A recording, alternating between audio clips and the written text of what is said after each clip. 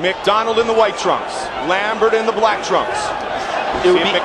Sorry, Joe, see if McDonald uses that reach early. Yeah, what I was going to say, it'd be interesting to see what kind of strategy McDonald employs. Whoa, look at that. He immediately shoots for a couple punches and tries to take Jason to the ground. And he does. He's on top, but you got to be careful. He's got a very good guillotine, and he's right in front. Lambert has a nice guillotine, and he's got an arm under the chin. It's pretty deep, Mike. There's an arm in, but he can finish it with an arm in if he can get to full guard. Sometimes it's tough to do from half guard, and he's scrambling to try to make it to full guard. From full guard, you can finish a guy with an arm in guillotine.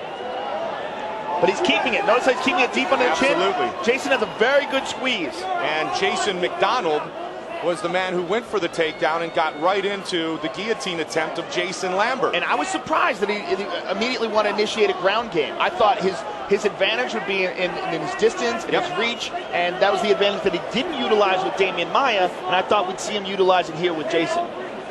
Well, we know McDonald has worked through some really dangerous-looking submission attempts before in his career.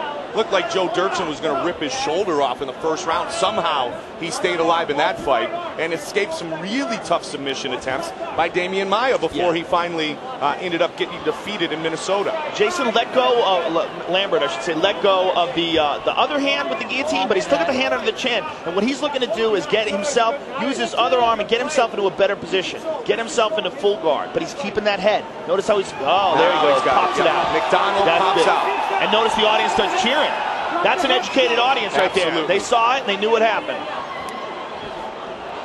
Now this is good for Jason McDonald. And Jason McDonald is going to want to try to pass this guard. Oh, he messed up. He wound up in the full guard. McDonald trying to work the body of Jason Lambert. And Jason Lambert has been successful as a grappler against much larger guys. I'm really interested to see what his grappling looks like against a guy who's actually his weight. Previously a member of the San Bernardino Sheriff's Department, Jason Lambert, 23 wins in his mixed martial arts career. McDonald, 21 wins, former correctional officer up in the province of Alberta. Two quality competitors and great human beings. Yeah, both of them are really cool guys. Close guard being utilized by Lambert. Yeah, he's got a good hold on Jason McDonald's neck. See that? Keeping him from posturing up and raining any significant blows. But Jason's doing McDonald is doing a good job of landing some strikes inside of that. And he was landing some good elbows to the body that made Lambert let go of the hand and let go of his neck. You know, the irony of this matchup between Jason and Jason is that Jason McDonald replaced Jason Day. It was ironic. Good elbows by Mr. McDonald. There you go. Do that. There you go. Yeah. McDonald, Mr. Lambert. Yeah, I can't. Jason is getting a little goofy. McDonald on top, avoided the guillotine attempt of Lambert early.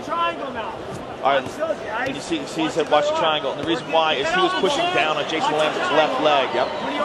And they want to make sure that when he opens the guard, Jason Lambert on the bottom is taking some punches to the face. See him wincing here. Now he's rolling towards a Kimura, but his arm's not in deep enough. Now, like Jason Lambert, Jason McDonald spent a lot of time early in his career at 205 as well.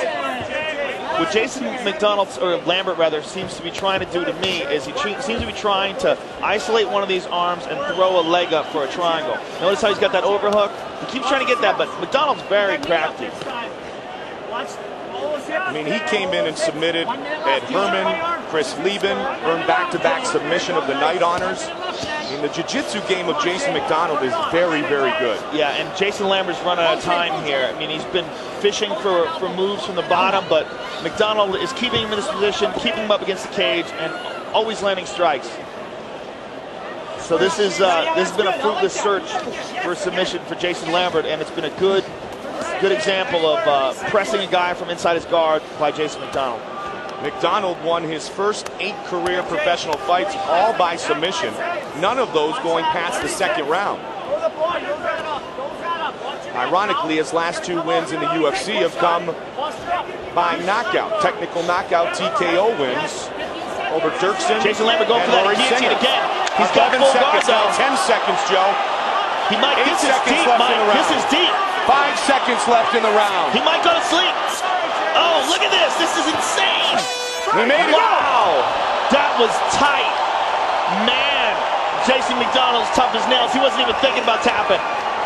For a second there, I thought he was, but he was actually just throwing crazy, awkward angle punches. Man, let's look at that again, because that was really, really deep.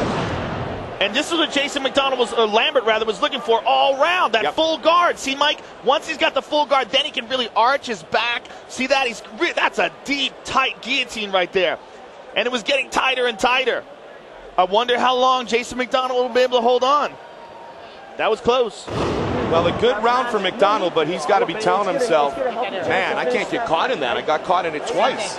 Yeah, and Jason Lambert was looking for it the whole round, too. He keeps turning towards him like he's going to get a Kimura and then trying to get a guillotine and alternating between those two techniques. And then in between, he was trying to use the overhook to try to get a triangle. But you know what? It's going to be way better for him to be on top. Yep. He's not at the most advantageous position with Jason McDonald on top of him. Jason Lambert has not gone to a decision in 6 UFC fights.